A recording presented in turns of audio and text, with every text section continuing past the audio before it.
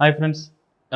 இன்றைக்கி நம்ம என்ன பார்க்க போகிறோன்னா ஏஜ் அண்ட் ஆவரேஜ். எஸ்எஸ்சியில் வந்து ஒரு ஃபியூ டாபிக்ஸ் வந்து ரொம்ப கஷ்டமோ அதே மாதிரி ஃபியூ டாபிக்ஸ் ரொம்ப ஈஸியாகவும் இருக்கும். அதில் ஒன் ஆஃப் த டாபிக் வந்து ஆவரேஜ். நீங்கள் எவ்வளோ கொஷின் எவ்வளோ டஃப்பான கேட்டாலும் இதில் நிறைய ஷார்ட்கட்ஸ் இருக்குது.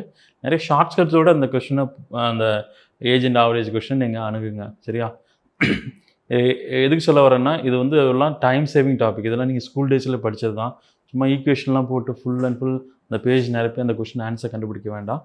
நீங்கள் வந்து முடிஞ்ச அளவுக்கு 1 or 2 ஸ்டெப்ஸ்லேயே எந்த கொஷினாக இருந்தாலும் ஆவரேஜ் கொஷினில் என்னென்ன மாடல் இருக்கோ 1 or 2 ஸ்டெப்லேயே அந்த சம்மை டீல் பண்ண பாருங்கள். சரி, இப்போது 10 கொஷின் பார்க்க போகிறோம்.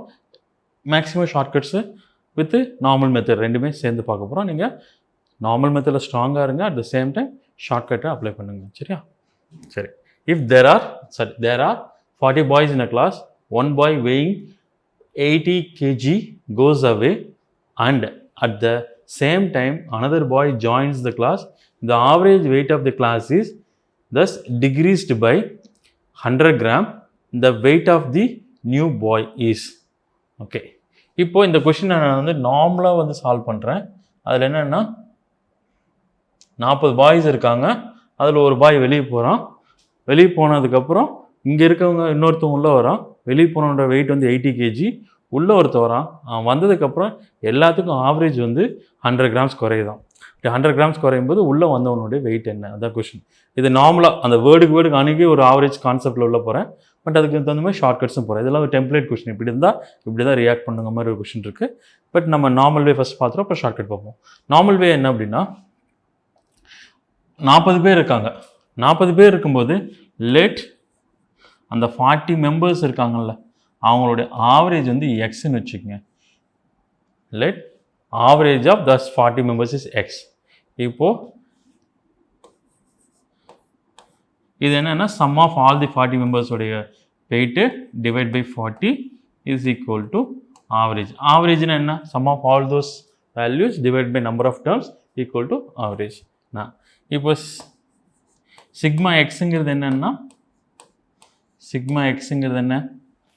Some of all the 40 members. இந்த 40 மெம்பர்ஸோடைய டோட்டல் ஆவரேஜ் வந்து எக்ஸ்ன்னு வச்சுருக்கோம். அப்போ 40xங்கிறது டோட்டல் வெயிட், அதாவது 40 பேரோட வெயிட்டே ஆட் பண்ண வந்தது. இது வந்து நார்மல் வெயிட். சரி, இப்போ இதுலேயே ஒரு பையன் இருக்கான். அந்த பையனோட வெயிட் வந்து 80. இப்போ நம்ம 40xங்கிறது total weight of all the 40 students. ஒருத்தன் வெளியே போகிறான். அவனோட வெயிட் வந்து 100. அவனோட வெயிட் வந்து 80.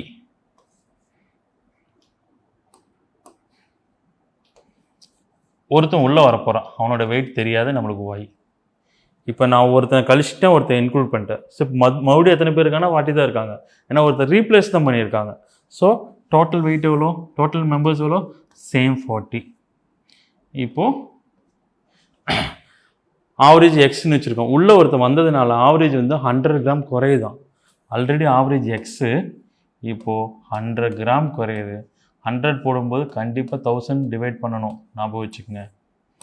ஓகே, இப்போ நான் எடுத்து உள்ள மல்டிபிள் பண்ணுறேன். இப்படி மல்டிபிள் பண்ணால் என்ன வரும்?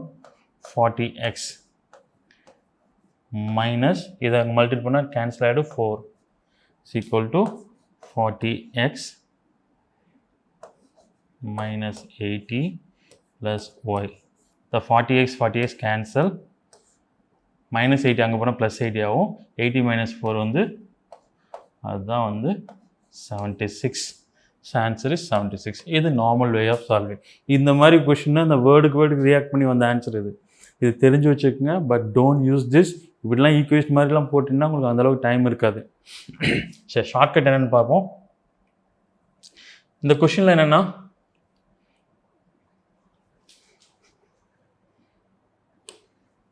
40 பேர் இருக்காங்க. ஒருத்தன் வெளியே போகிறான், ஒருத்தன் உள்ளே வரான். வெளியே போகிறன்ற வெயிட் எவ்வளோ? 80. சரி, ஒருத்தன் உள்ளே வரப்போகிறானா அவனுக்கும் 18 ஃபிக்ஸ் பண்ணுங்கள். ஜஸ்ட் அஸ்யூம் உள்ளே வரான்ல அவனுக்கும் 18 ஃபிக்ஸ் பண்ணுங்கள். Just fix it. ஓகே, இப்போது உள்ளே வந்ததுனால ஆவரேஜ் டிக்ரீஸ் ஆகுதான். இந்த கீவேர்டு ஆவரேஜ் வந்ததுனால டிக்ரீஸ் ஆகுது. அப்போது இவனோட வெயிட்லேருந்து குறைக்கணும். மைனஸ் பண்ணுங்கள். மைனஸ். சரி, எவ்வளோ கிராம் குறையுது? 100 கிராம் ஆவரேஜாக குறையுது. மொத்தம் எத்தனை பேர்? 40 பேர். 40 பேர்த்தோட 100 கிராம் குறையுது அப்படின்னா 40 × 100 கிராம் by 1000. இப்போ 80 மைனஸ் திஸ் இதுதான் 76. இதுதான் இப்படி இந்த சம்முக்கு இப்படி தான் ஒன்லைன் ஈக்குவேஷனாக போடணும். ரீட் பண்ணுறீங்க, இந்த ஒன்லைன் ஈக்குவேஷனை அப்படியே அந்த போகிற வாக்கிலே போட்டு போகணும். இந்த கொஷின் ரீட் பண்ணி முடிக்காமட்டுமே ஆன்சரில் வந்து நிற்கணும். இது மேட்ரு ஆஃப் ஒரு 25 செகண்ட் 30 செகண்ட் கூட ஆகக்கூடாது இந்த சம்முக்கு. பட் இப்போ நான் இது போட்டேன்ல இந்த மெத்தடு, இதில் ஸ்ட்ராங்காக இருங்க. பட் யூஸ் திஸ் லாஜிக், இந்த கான்செப்ட் யூஸ் பண்ணால் ஈஸியாக போட்டுடலாம். இங்கே டிகிரீஸ்ன்னு கொடுத்துருக்காங்களா, சப்போஸ் இன்க்ரீஸ்ன்னு கொடுத்தோன்னா இங்கே ப்ளஸ் போட்டிருக்கேன், அவ்வளோதான். Very simple. வெளியே போகிறவனோட வெயிட் எடுத்து வச்சுக்கோங்க. வெளியே போகிறவனோட வெயிட் வந்து தான் உள்ளே வரவனோட வெயிட்னு ஜஸ்ட் அசியூம் பண்ணுங்கள். உள்ளே வரவனால வெயிட் வந்து மைனஸ் ஆகுது. ஸோ அந்த மைனஸ் 40 டைம்ஸ் ஆஃப் திஸ் போட்டால் ஆன்சர் டேரெக்டாக ஆன்சர் வந்துடும். ஸோ இந்த மாதிரி ஒவ்வொரு கொஷின்லையும் ஆவரேஜ் சம்ஸ் மேக்ஸிமம் ஷார்ட்கட்ஸ் இருக்குது. ஷார்ட்கட்ஸை மேக்ஸிமம் அந்த ப்ராப்பர் வேல லேர்ன் பண்ணுங்கள், ஈஸியாக உங்களுக்கு ஆன்சர் கிடச்சிரும். நெக்ஸ்ட் கொஷின் வாங்க. The average marks of 12 students was calculated as 40, but it was later found that marks of one student had been entered wrongly as 54 instead of 42. 42 க்கு பதிலா 54. Okay. Another as 74 instead of 50. The correct average is.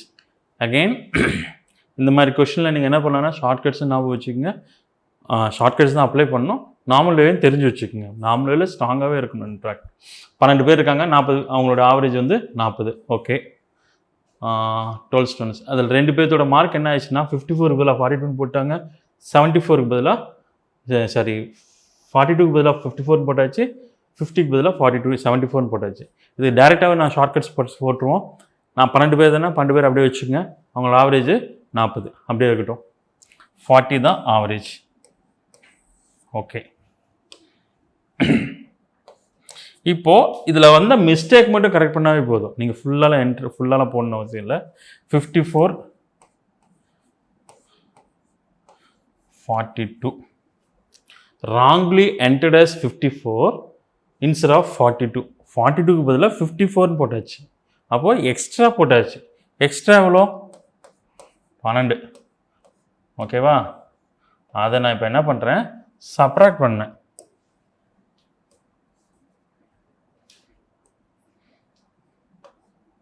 ஏன் subtract பண்ணோம்? எனக்கு வந்து extra 12ன்னு போட்டாச்சு. அப்போ subtract பண்ணால் 12. So I have to balance it. 42க்கு பதிலாக 54 போட்டாச்சு, பேலன்ஸ் பண்ணணும். சிமிலர்லி நெக்ஸ்ட் வாங்க. 74 instead of 50.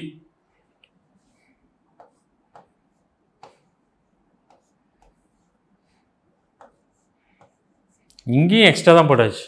என்ன? 74 instead of 50. நான் எக்ஸ்ட்ரா எவ்வளோ போட்டிருக்கேன்? 24 போட்டிருக்கேன். அப்போ அதை சப்ராக்ட் பண்ணுறேங்க. 54 instead of 42. தட் மீன்ஸ் 42க்கு பதிலாக 54 போட்டாச்சு, எக்ஸ்ட்ரா 12 நான் சப்ராக்ட் பண்ணால் பேலன்ஸ் ஆகிடும். Similarly 50 instead of 50 74. That means 24 extra. இப்போ இது ரெண்டும் பாருங்கள், எக்ஸ்ட்ராவே நான் வந்து டோட்டலாக 36 போட்டிருக்கேன். Okay, extra mark. இப்போ நீங்கள் ஆவரேஜில் கொண்டு போகும்போது 36 எக்ஸ்ட்ராவா, மொத்தம் எத்தனை பேருன்னு பாருங்கள், 12 பேர். அதை 12ஆல் டிவைட் பண்ணுங்கள். எப்பவுமே எக்ஸ்ட்ரா வரும்போதெல்லாம் டோட்டல் ஆவரேஜ் நம்பர் ஆஃப் ஸ்டூடெண்ட்ஸோட டிவைட் பண்ணும். 36 டிவைட் பை 12 -3. அந்த 3யை வந்து முன்னாடி ஆவரேஜ்னு கால்குலேட் பண்ணியிருக்கோம், அதுலேருந்து சப்ராக்ட் பண்ணுங்கள். 40 - 3 is 37. So answers 37. ஸோ நீங்கள் ஃபஸ்ட்டு என்ன பண்ணணும், நெட் ஆவரேஜ் அப்படியே வச்சுக்கோங்க. ஆல்ரெடி கண்டுபிடிச்ச ஆவரேஜ் வச்சுக்கோங்க. இந்த அட்ஜஸ்ட் பண்ணுற வேலையை மட்டும் பாருங்கள். இங்கே வந்து கரெக்டாக ரீட் பண்ணுங்கள். 54 instead of 42. 42க்கு பதிலாக 54. அப்போது எக்ஸ்ட்ரா 12. ஸோ பேலன்ஸ் பண்ணால் -12. 74 instead of 50. இந்த கீவேர்டு இந்த இடம் தான். அதை மட்டும் பேலன்ஸ் பண்ணி மறக்காமல் இந்த வேல்யூவை 12ஆல் டிவைட் பண்ணுங்கள். ஏன் 12னா நம்ம கண்டுபிடிக்க போகிறது ஆவரேஜ். ஸோ 12ஆல் டிவைட் பண்ணிங்கனாவே உங்களுக்கு ஆன்சர் வந்துடும். இதெல்லாம் வந்து இந்த ரீட் பண்ணும்போது இது இங்கே பேலன்ஸ் பண்ணணும்னு நினச்சிங்கனாவே ஆன்சரில் போய் எழுந்துருவீங்க. இந்த கொஷின்லாம் வளவலாம் போட்டுட்டு இருக்க வேண்டாம். Next question. If the average of the 9 consecutive even number is 20, the highest of this number. Okay, இதில் ஒவ்வொரு பேர்டும் கீவேர்டு தான் முக்கியம். Average, okay, 9 consecutive even number, இது எல்லாமே ரொம்ப ரொம்ப முக்கியமான கீவேர்ட்ஸு. கன்சிக்யூட்டிவ் அப்படின்னா என்னென்னா அடுத்தடுத்த. ஓகே, ஈவன் நம்பர்ஸ் இப்போது 2 அப்படின்னா அடுத்த நம்பர் 4, அடுத்த நம்பர் 6, அடுத்த நம்பர் 8, இதெல்லாம் ஈவன் நம்பர்ஸ். என்ன வேணாலும் இருக்கட்டும், இதுக்குள்ள டிஃப்ரென்ஸ் எவ்வளோ? 2 தான். இதுக்குள்ள டிஃப்ரென்ஸ் 2 தான். இதுக்குள்ள டிஃப்ரென்ஸ் 2 தான். So any consecutive even numbers always difference same. அந்த டிஃப்ரென்ஸ் எவ்வளோ இருக்கும்? 2ஆக தான் இருக்கும். Difference between 2 consecutive even numbers 2 தான் போயிட்டுருக்கும். அப்போ அதை மைண்டில் வச்சுக்கோங்க. ஸோ இப்போ நான் என்ன பண்ணுறேன்னா 9 கன்சிக்யூட்டிவ் ஈவன் நம்பர்ஸில் 9ங்கிறது odd number of time 9 number எடுத்து வச்சுருக்கான். சரி, 9 நம்பரில் மிடில் நம்பர் என்ன ஒரு நம்பர்னு வச்சுக்கோங்க. லெட்ஸ் டேக் மிடில் நம்பர் எக்ஸ்ன்னு வைங்க. Middle number X. அப்போ இந்த பக்கம் ஒரு 4 நம்பர், இந்த பக்கம் 4 நம்பர், மொத்தம் 9 நம்பர்ஸ்னால இங்கே ஒரு 4 நம்பர், இங்கே ஒரு 4 நம்பர். அடுத்த நம்பர் என்ன வரும்? x+2. அடுத்த நம்பர் என்ன வரும்? x+4. அப்படியே போனேன்னா x+8 வரல வரும். குட். சிமிலர்லி இந்த சைடு வாங்க. இது x-2, x-4, x-8. இது இந்த சைடு. அப்போ டோட்டலாக உங்களுக்கு வந்து 9 நம்பர்ஸில் இந்த பக்கம் ஒரு 4, இந்த பக்கம் ஒரு 4. கன்சிக்யூட்டிவ்னா இப்படி யூஸ் பண்ணலாம். சரி, இது எப்போ அப்ளை பண்ணேன்னா இந்த நம்பர் ஆஃப் டேர்ம் ஒரு ஆட் நம்பராக இருந்தால் மட்டும் இதை அப்ளை பண்ண முடியும். ஓகே, இல்லாட்டி நான் ஃபஸ்ட் நம்பர் தான் எக்ஸ்ன்னு வச்சு ட்ராவல் பண்ண முடியும். 9ங்கிறது ஆடுங்கிறதுனால நான் இப்படி வச்சுக்கிட்டேன். ஃபைன். இப்போ இது எல்லாத்தையும் ஆட் பண்ணுங்கள். ஆட் பண்ணால் இங்கே -2 இருந்துச்சுன்னா இங்கே +2 கேன்சல், இங்கே -4னா இங்கே +4 கேன்சல், அந்த மாதிரி -8 +8 கேன்சல். ஓகே, அப்போது எக்ஸ் மட்டும்தான் இருக்கும். இங்கே எத்தனை எக்ஸ் இருக்குன்னா இங்கே 4 எக்ஸுக்கு இந்த பக்கம் ஒரு 4 எக்ஸ் இருக்கும், மிடில் ஒரு எக்ஸு, டோட்டல் 9 எக்ஸ் இருக்கும். இதுதான் சம்மு. இதுதான் சம். இப்போது sum of all these values 9x divided by 9. ஏன் 9? I am going to find average. Average வந்து sum of all numbers divide by number of terms. அப்படி பார்த்தீங்கன்னா எக்ஸ். ஸோ இதுலேருந்து கிளியராக என்ன தெரியுது அப்படின்னா மிடில் நம்பர் தான் எக்ஸு, அதுதான் ஆவரேஜ். ஸோ இதுலேருந்து ஒரு கன்க்ளூஷன் என்னென்னா எப்பப்பெல்லாம் இந்த கன்சிக்யூட்டிவ்னு இருக்கோ, நம்பர் ஆஃப் டேர்மு ஆட் நம்பராக இருக்கோ, number of term odd number கன்சிக்யூட்டிவ்னு வேர்டு இருக்கோ, அப்பப்பெல்லாம் நீங்கள் டைரெக்டாகவே நீங்கள் போகலாம். மிடில் நம்பர் தான் ஆவரேஜ், ஆவரேஜ் தான் மிடில் நம்பர். டைரெக்டாகவே நீங்கள் இது பண்ணிடலாம். அப்போது மிடில் நம்பர் என்ன? ஆவரேஜ் என்ன? இங்கே 20 கொடுத்துருக்காங்களா? அப்போ அதுதான் ஆவரேஜ். ஸோ மிடில் நம்பர் 20 தான் ஆவரேஜுங்கிறனால டைரெக்டாக நீங்கள் மைண்டு வச்சுக்கலாம். இதுக்கு நீங்கள் உங்களுக்கு எக்ஸ்பிளைன் பண்ணுறதுக்காக இதெல்லாம் போட்டேன். ஓகே, பட் எக்ஸாம்பிள் அது பார்த்தோன்னே தெரிஞ்சிடும். மிடில் நம்பர் 20, இதில் out of this highest number. இப்போ 20னா இந்த பக்கம் தான் இதுதான் ஹையஸ்ட்டாக இருக்கும். 20 + 8 28 இதுதான் ஹையஸ்ட் நம்பராக இருக்க முடியும். டைரெக்டாகவே நீங்கள் ஆன்சர் போடலாம். இன்ஃபேக்ட் இதெல்லாம் போடணும்னு அவசியமே கிடையாது. உங்களுக்கு கான்செப்டுக்காக எக்ஸ்பிளைன் பண்ண. கீவேர்டு என்ன? நம்பர் ஆஃப் டேர்ம் ஆட் டேர்மாக இருக்கணும் அண்ட் கன்சிக்யூட்டிவாக இருக்கணும். கன்சிக்யூட்டிவாக இருந்து ஆட் டேர்மாக இருந்தால் மிடில் நம்பர் தான் ஆவரேஜ், ஆவரேஜ் தான் மிடில் நம்பர்.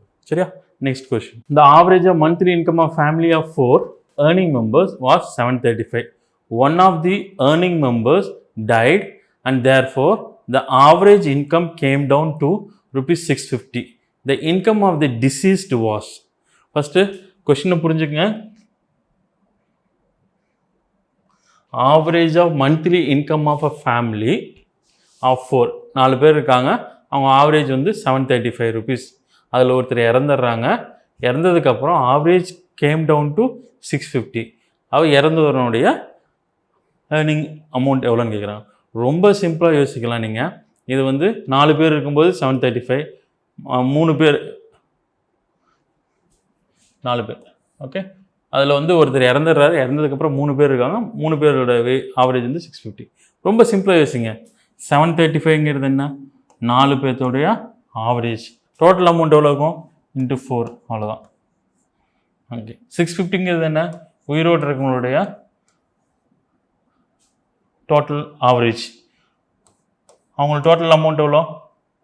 650 × 3. ரெண்டையும் செப்பரேட் பண்ணுங்கள். அது 4 பேர்த்தோட டோட்டல் அமௌண்ட்டு, இது 3 பேர்த்தோட டோட்டல் அமௌண்ட். ரெண்டையும் செப்பரேட் பண்ண வர்றது ஒருத்தரோட வேல்யூ, அதுதான் வந்து இறந்தவங்களோட வேல்யூ. அப்படி டேரெக்டாக போட வேண்டியது. அது ஒன்றுமே இல்லை இந்த சம்மில். 435 of 140 carry 1. 7 × 4 is 28, 29. 650 0 5. ஸோ இந்த இடத்துல நீங்கள் ஸ்டாப் பண்ணிடலாம். ஏன்னா இது செப்பரேட் பண்ணும்போது எனக்கு 9 தான் வரும். 90 வர்றது இது ஒரு ஆன்சர் தான் இருக்குது. ஸோ இப்படி யோசிக்கலாம் நீங்கள். ஓகே, 90 3 × 18 19. ஸோ அவ்வளோ ஃபுல்லாக போகணுன்னு அவசியம் கிடையாது. ஓகே, பட் இது நார்மல் சம் இப்படியே போட்டுடலாம். இந்த சம் இந்த மாதிரி டைப்பில் வந்து என்னென்னா அப்படியே ஒரு லைன் ஈக்குவேஷன் போடுங்க. 1 லைனில் அந்த சம்மை முடிக்க பாருங்கள். ஃபுல்லாலாம் போட வேண்டாம். சரியா? Next question வாங்க. 5 years ago, average age of P and Q was 15 years. Okay. Average age of P, Q and R today is 20 years. Okay. How old R will be after 10 years? See, இந்த மாதிரி கொஷின்லாம் வந்து பார்க்குறதுக்கு உங்களுக்கு வந்து ஈஸியாக தெரியலாம். SSC பொறுத்தவரையிலும் இந்த மாதிரி கொஷின் கேட்குறாங்கன்னா அப்படின்னா ரொம்ப ஒரு ஹார்டான கொஷின் கேட்டுட்டு இருப்பாங்க.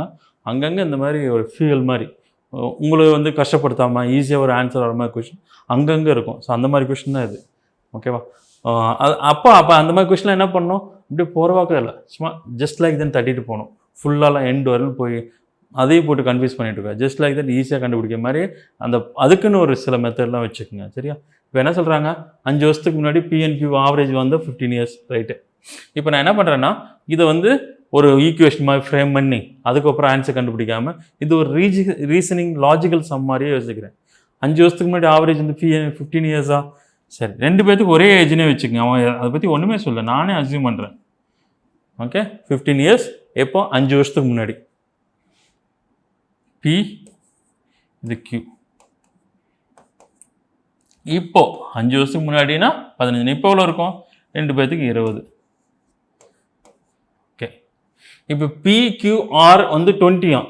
இப்போ இவனு 20 இருக்கும்போது R உள்ள வர அவனுக்கும் 20 தான் இருக்க முடியும். ஏன்னா ஆவரேஜ் நெட் ஆவரேஜ் 20ங்கும் போது எல்லாம் ஈக்குவல் நான் ஃபிக்ஸ் பண்ணா உள்ளே வந்தவனும் 20 இருந்தால் மட்டும்தான் இது ஆவரேஜ் 20 ஆக முடியும். இப்போ பாருங்கள் 20 + 20 + 20 60 60 / 3 20 தான் வரும்.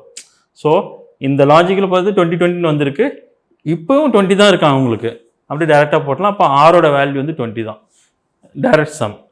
Okay, then after 10 years. So இங்கேருந்து 10 இயர்ஸ் எவ்வளோ? 30. இது ஒன்றுமே இல்லாத சம். லாஜிக்கலாக ஈஸியான இந்த கொஸ்டின் நீங்கள் ஆன்சர் பண்ணலாம். ஓகே, நெக்ஸ்ட் கொஸ்டின் வாங்க. The average age of a couple when they got married 30 years. 3 years after the marriage, child was born to them. The present average age of the couple and child is 34 years. The present age of the child.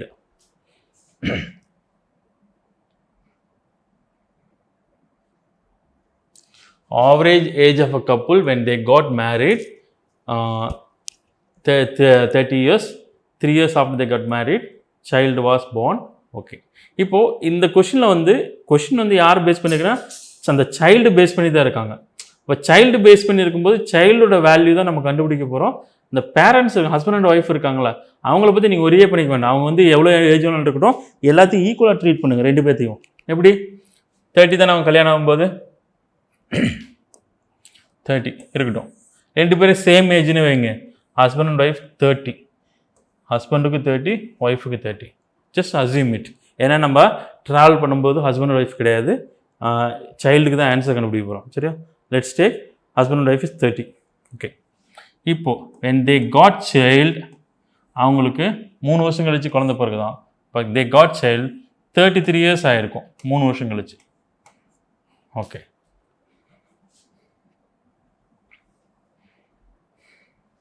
அந்த சைல்டுக்கு age வந்து 0. Okay, ஒரு X years after அப்படின்னு வச்சு அதுதான் இப்போன்னு வச்சுப்போம். X years after 3 பேர்த்துக்கும் X years கூடி இருக்கும். சரியா? இப்போ எவ்வளோ இருக்கும்? ஹஸ்பண்டுக்கு 33 + x, ஒய்ஃபுக்கு 33 + x, சன்னுக்கு அந்த சைல்டுக்கு எக்ஸ். இது 3 ஆட் பண்ணுங்க. ஏன்னா 3 பேர்த்தோட ஆவரேஜ் என்ன கொடுத்துருக்காங்கன்னா ஆவரேஜ் இஸ் 34 ஆஃப் திஸ் 3. அப்படிங்கும்போது 3 ஆட் பண்ணுங்க, டிவைட் பை 3 போட்டுக்கலாம். This + this. So 66 + 3x divided by 3 = 34. அப்படியே டிவைட் பண்ணுங்க. 3 காமன் எடுங்க. 3 காமன் எடுத்தால் 22 + x = 34. x = 12. x தான் நம்ம வந்து சைல்டோட ஏஜ்னு பார்த்துருக்கோம். ஸோ இப்படி லாஜிக்கலாகவே இந்த சம்மை நீங்கள் டீல் பண்ணலாம். ஈக்குவேஷன்லாம் போட்டுட்ருக்க வேண்டாம். Answer is 34. Next question. 2 years ago, Vinod was 4 times as old as Indu. 8 years hence, Vinod's age will exceed Indu's age by 12 years. The ratio of the percentage of Vinod and Hindu. 2 years ago Vinod was 4 times. 4 timesனா 4:1 அர்த்தம். சரியா? இவன் வந்து 4 years இருந்தாங்கன்னா 1 year இருப்பாங்க. அவன் 8னா 2. அந்த logic 4:1. 8 years hence Vinod's age will exceed Indu's age by 12. Okay, இந்த hence தான் இங்கே வந்து irrelevant டேட்டா. எக்ஸீடுங்கிறது டிஃப்ரென்ஸ். டிஃப்ரென்ஸ். இப்போ இந்த கொஷினில் உங்களை கன்ஃபியூஸ் பண்ணுறதுக்கு எது கொடுத்துருக்காங்கன்னா 8 years ஹென்ஸ்ன்னு கொடுத்துருக்கான். 8 years ஹென்ஸ்னா என்ன? 8 வருஷம் கழிச்சு வினோத்தோட ஏஜ் இந்துவோட ஏஜ் ரெண்டு பேர்த்தோட ஏஜ் டிஃப்ரென்ஸு 12 years தான். கொஞ்சம் சிம்பிளாக யோசிங்க. உங்கள் வீட்டில் உங்கள் அண்ணா இருக்காங்க அல்லது அக்கா இருக்காங்க, யாரோ ஒருத்தருக்காங்க. உங்களுக்கும் உங்கள் அண்ணன் உங்களுக்கும் உங்கள் அண்ணனுக்கும் உள்ள ஏஜ் டிஃப்ரென்ஸ் 3 yearsன்னு வச்சுப்போம். உங்களுக்கும் அண்ணனுக்கு age difference 3 years. 2020 3 years. 2022 3 years தான் இருக்க போகுது. 2025 3 years தான் இருக்க போகுது. 2018 3 years தான் இருந்தது. So the difference is difference. ஒவ்வொரு வருஷமும் டிஃப்ரென்ஸ் சேமாக தான் இருக்கும். அவங்க 8 years ஹென்ஸ் 12 வருஷம் டிஃப்ரென்ஸ்னு கொடுத்துருக்கான். 8 years ஹென்ஸ் என்ன? இப்போ பார்த்தாலும் டிஃப்ரென்ஸ் 12 தான். 2 வருஷத்துக்கு முன்னாடி பார்த்தாலும் 12 தான். ஸோ இப்போ இங்கே இடத்துல கன்ஃபியூஸ் பண்ணுற இடமே இதுதான். 8 years ஹென்ஸ் கிடையாது. எப்போ பார்த்தாலும் டிஃப்ரென்ஸ் இஸ் டிஃப்ரென்ஸ். டிஃப்ரென்ஸ் வந்தாவே நீங்கள் வந்து அந்த பாஸ்ட்டாக ஃபியூச்சராலாம் பார்க்கணும்ல. Difference always difference. அந்த ஒரு காமன் சென்ஸ் வந்து டீல் பண்ணுங்கள், ஈஸியாக வந்துடும். 2 வருஷத்துக்கு முன்னாடி அசியூம் பண்ணுங்கள் 2 years பேக். 2 years பேக் 4:1 ரேஷியோவில் இருந்து தான்.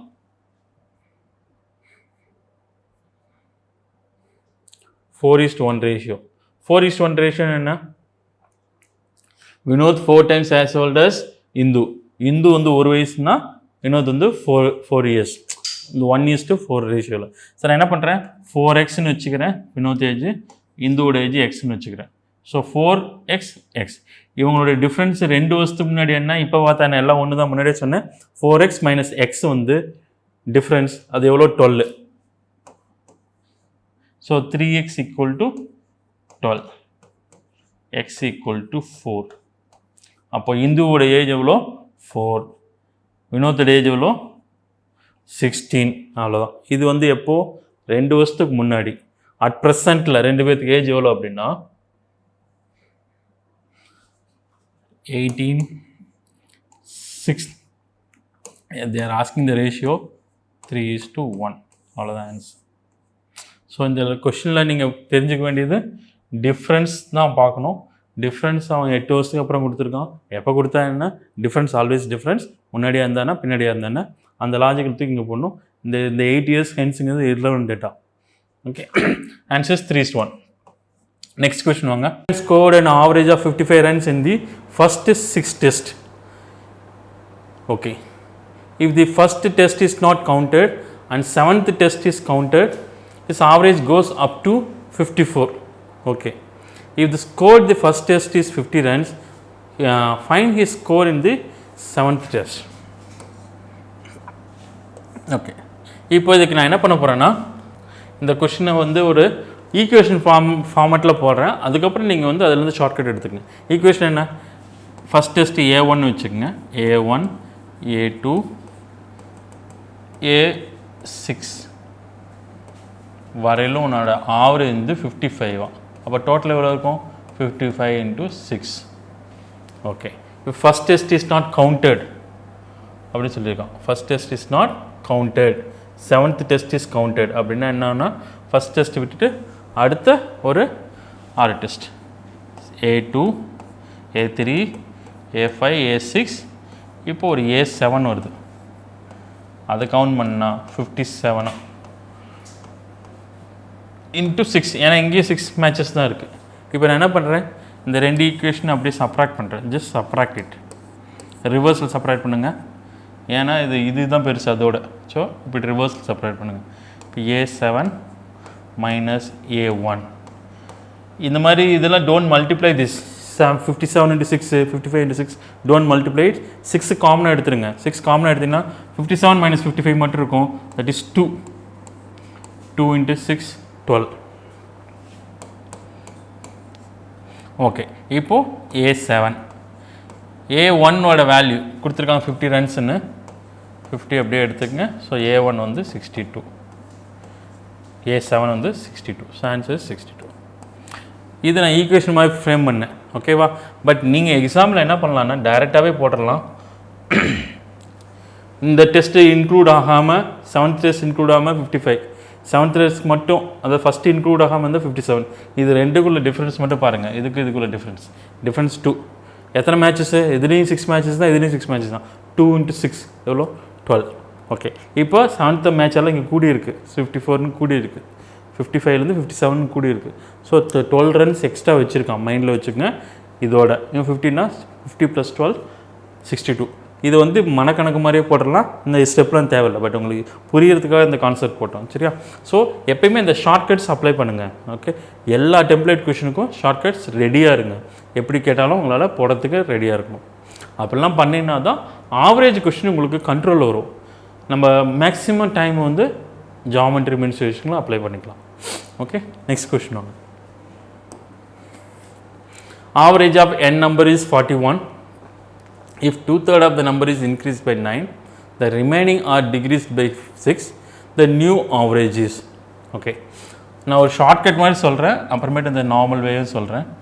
ஆவரேஜ் ஆஃப் n numbers, எத்தனை நம்பர்ஸ்னு தெரியாது, ஆனால் அது 41, right? 2/3 of the number, total நம்பரில் 2/3, அதில் வந்து ஒரு 9 இன்க்ரீஸ் பண்ணியாச்சு. மிச்சம் 1/3 இருக்கும்ல, அது வந்து 6 ரெடியூஸ் பண்ணியாச்சு. Then what is the new average? இது வந்து நான் ஒரு பாக்ஸ் மாதிரி போடுறேன், டிஃப்ரெண்ட் அப்போஸ் கொடுக்குற பாக்ஸ் மாதிரி.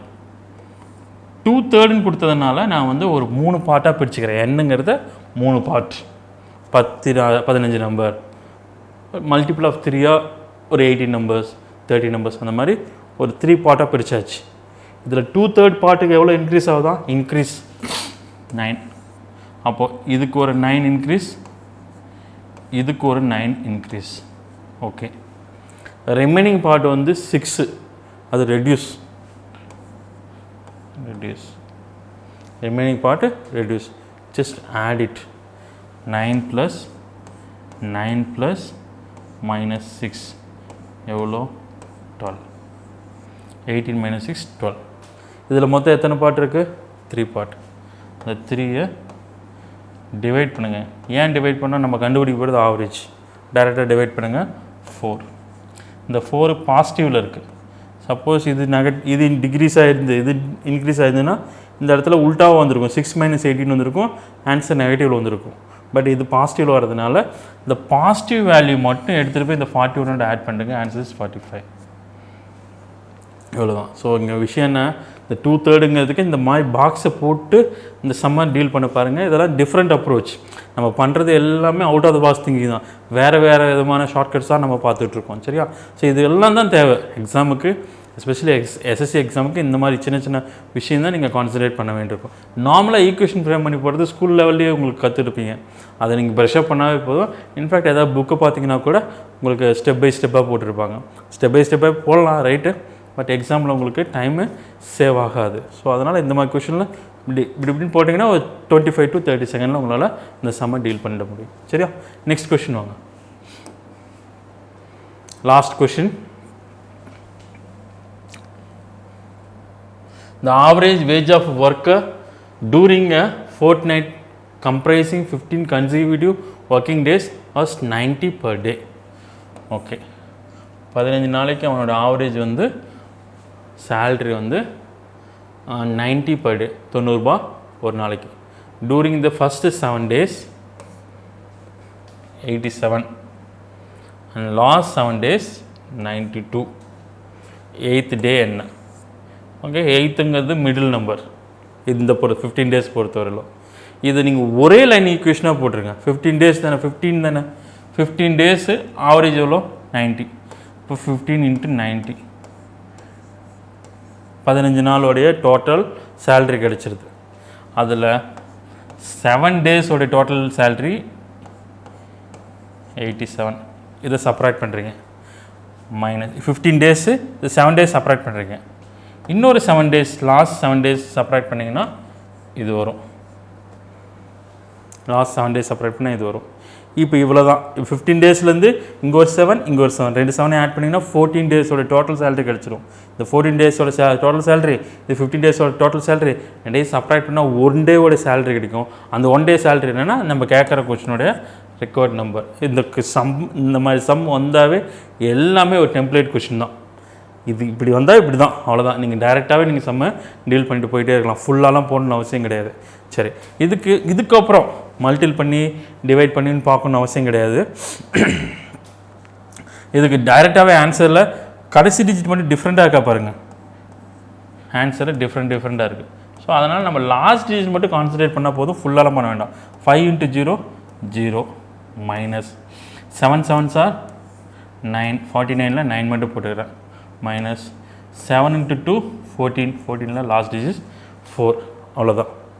இப்போது -9 -4 எவ்வளோ ஆச்சு? 0 மைனஸ் இதோட வேல்யூ 3, இதோட வேல்யூ 3. இப்போ இது 10 - 3ன்னு அர்த்தம். லாஸ்ட் டிஜிட் 7 வரும். ஆன்சர் 7ல் முடியணும். ஒரே ஒரு ஆன்சர் மட்டும் தான் 7ல் முடிஞ்சிருக்கு. ஸோ கால்குலேஷன் பண்ணுறதுலாம் பெரிய விஷயமே கிடையாது. ஸ்கூல் பையன் நீங்களும் பண்ணிகிட்டு இருக்காதீங்க. முன்னாடியே சொன்னது தான், எப்போவுமே இன்கம்ப்ளீட் ஸ்டேஜில் ஆன்சர் கண்டுபிடிங்க. எண்டு வரைக்கும் போகாதீங்க. எனக்கு தான் மல்டிபிள் பண்ண தெரியும், எனக்கு தான் டிவைட் பண்ண தெரியும்னு பண்ணிகிட்டு இருக்க வேண்டாம். எஸ்எஸ்சி பொறுத்தவரையிலும் இதெல்லாம் ஒர்க் அவுட்டே ஆகாது. பாதியில் கட் பண்ணிட்டு ஆன்சருக்குள்ளே போக ட்ரை பண்ணும். அதுதான் நீங்கள் டெவலப் ஆகணும். சரியா? ஸோ இதுக்கு நான் ஒன்றுமே பண்ணல, அப்படியே ஃபிட் பண்ணிட்டு ஆன்சர் லாஸ்ட் டிஜிட் மட்டும் போட்டேன். சப்போஸ் 2 7 இருந்தது சார், நான் அதுக்கு இன்னொரு ஷார்ட்கட் இருக்குது, அதுக்கு வேறு ஷார்ட்கட் இருக்குது. எப்படி இருந்தாலும் உங்களால் இந்த டைப் ஆஃப் சம் வந்தாவே 30 செகண்டில் போட்டுற முடியும். சரியா?